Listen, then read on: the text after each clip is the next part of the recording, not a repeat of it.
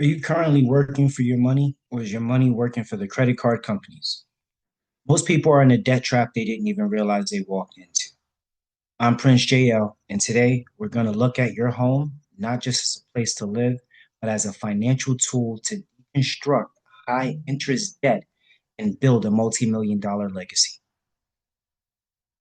So, guys, I have to talk about the rising debt problem and pressure to millions of client homes and their budgets. And if we go in with a loan program, wrap up their debts, lower their payments, use mortgage interest if it applies in their state as a tax deduction, we're talking less taxes, lower rates, lower payments, people get out of debt. What's not to like about that, right? Credit cards and auto loans have more than doubled in 20 years, and the same thing can be said for student loans. Do you feel the weight of that red bar on the screen? That's 5 trillion in consumer debt. Every time you pay 22% interest rate on a credit card, you're effectively subsidizing the bank's profit while draining your own retirement.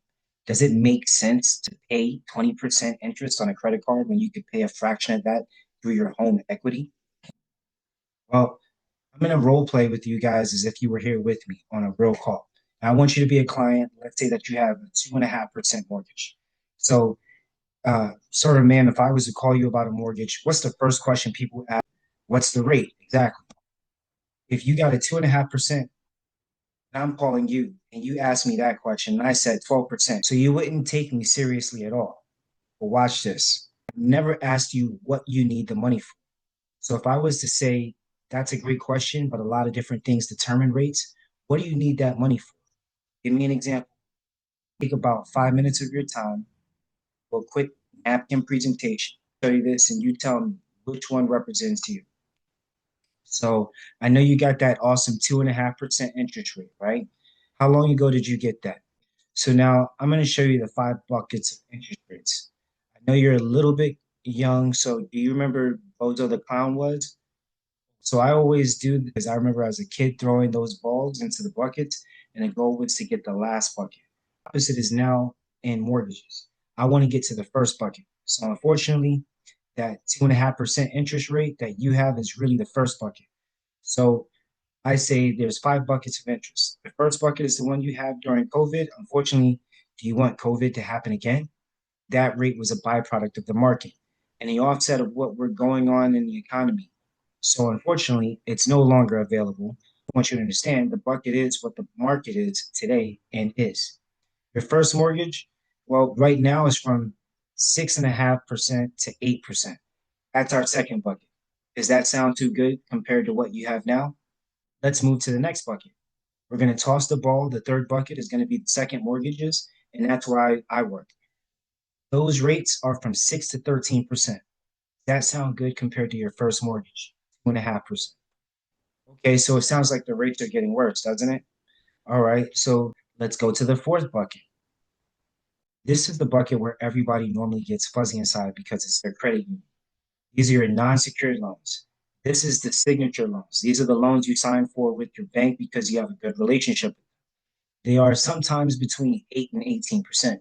Now, sometimes, and I always put a star with this bucket, it can usually be less than bucket three and sometimes bucket two, but it's usually capped at 72 months. So the payments are higher.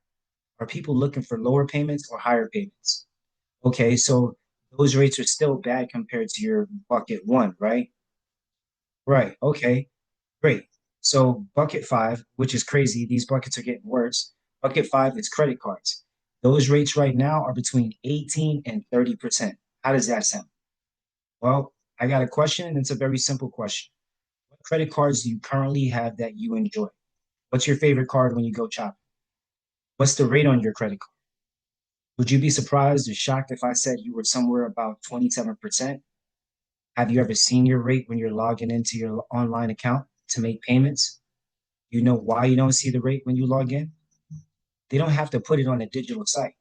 They have to, by law, put it on the statement. Isn't it funny how everybody wants to go paperless? You think it was because they wanted to save trees?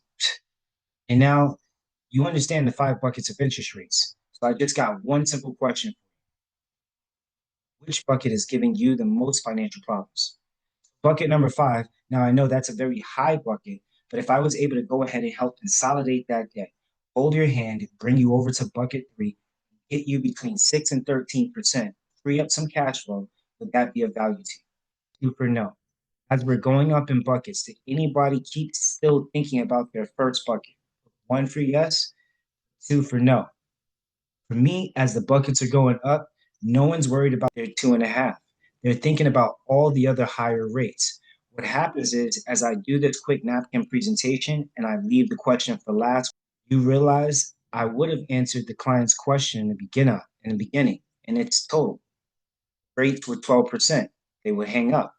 Because what I'm doing is I'm comparing apples to oranges. Clients are not calling about their rates. They're really calling about their problem. I don't do this presentation and ask the questions. I never find out what my client's problem really is. Okay. So now we're going to bucket three. A year from now, guess what? If I was able to help you go from bucket three and let's say bucket two is at 5%, would that be of value to you? If I was able to take your bucket three and we fix bucket five, you know what? Let's just go ahead and set up a meeting.